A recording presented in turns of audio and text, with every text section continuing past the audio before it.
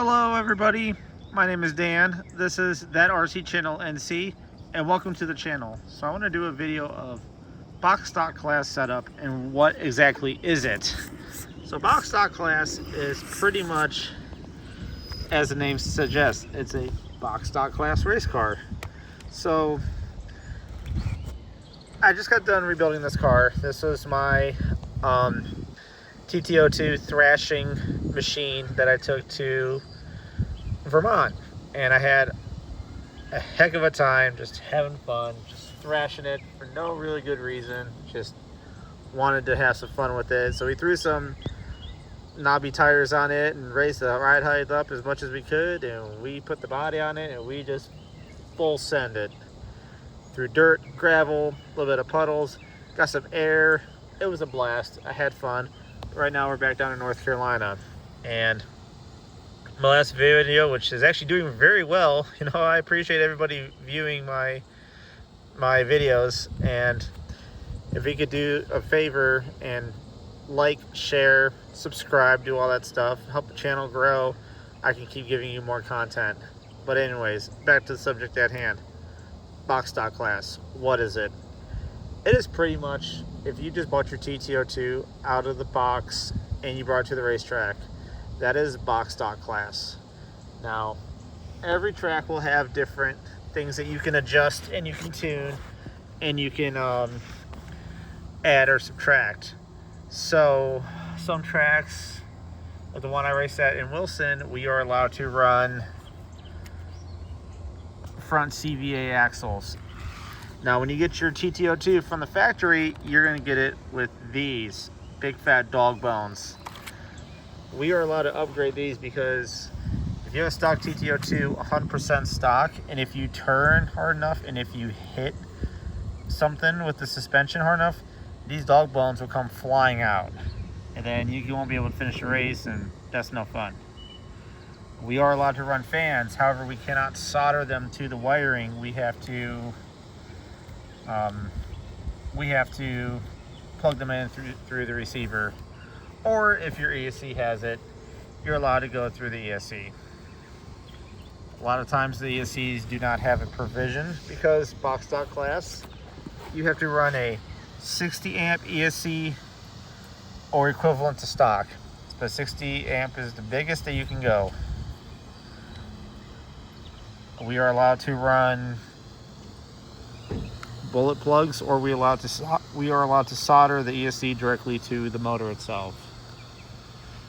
So, and we're allowed to run any kind of receiver that we want. This is my son's. He has a Tactic with a Tactic TR0325. It does pretty good. I haven't tracked this car, obviously, because it's my son's.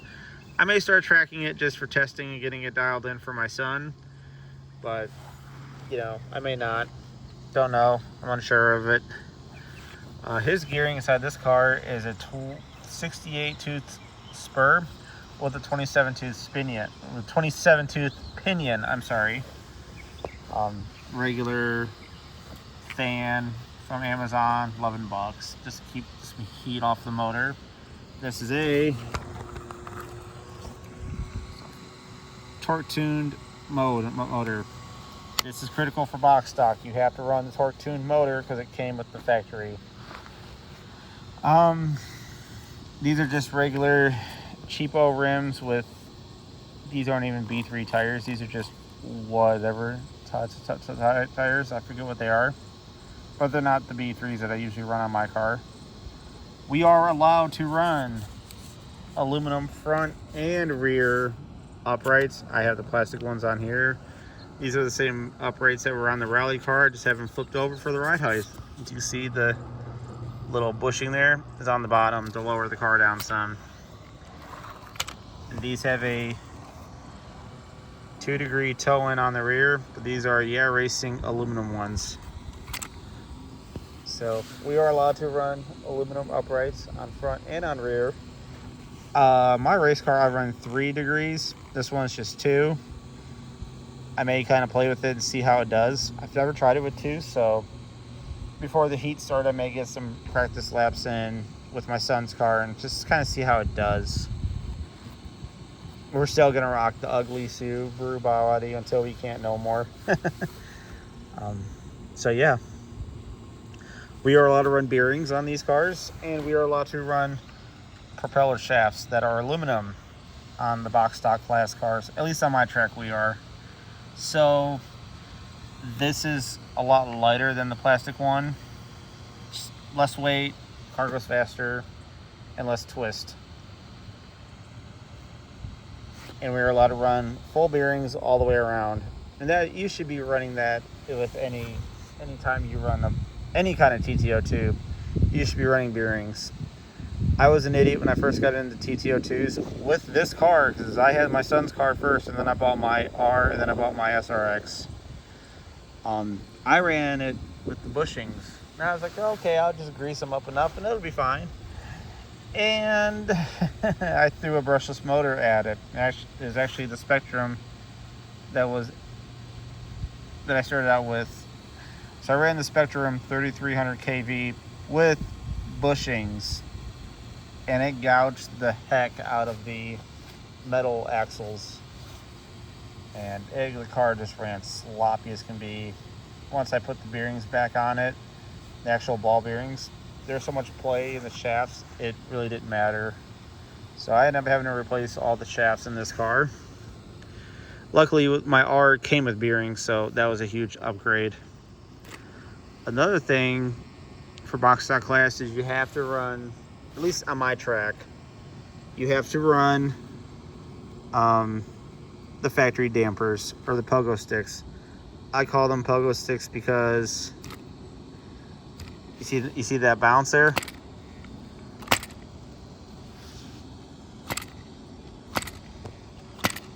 That's why they're called pogo sticks.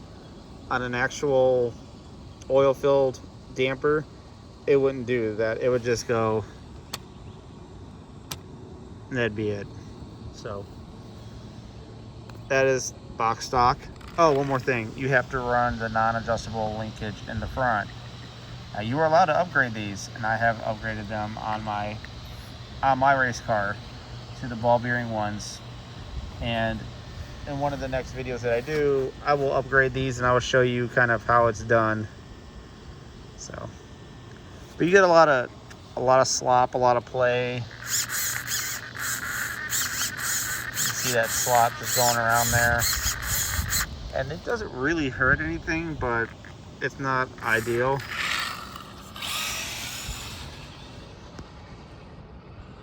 So yeah, this is, just putting around here, just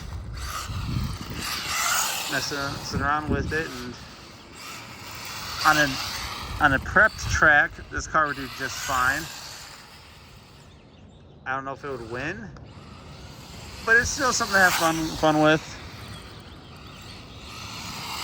And I know I probably have already done a video of this car in box stock class, but I kind of wanted to get more in depth with what all is entailed. And again, like I always say, guys, check your club rules. Everybody's different. I went to New Hampshire and to get parts for this thing, and believe it or not, they allow oil-filled dampers on their track. I know in Wilson they do not, and that's fine, but it's not really a bad thing, because I almost crashed. Ow. And it crashes into me. That doesn't sound good. But anyways, guys, just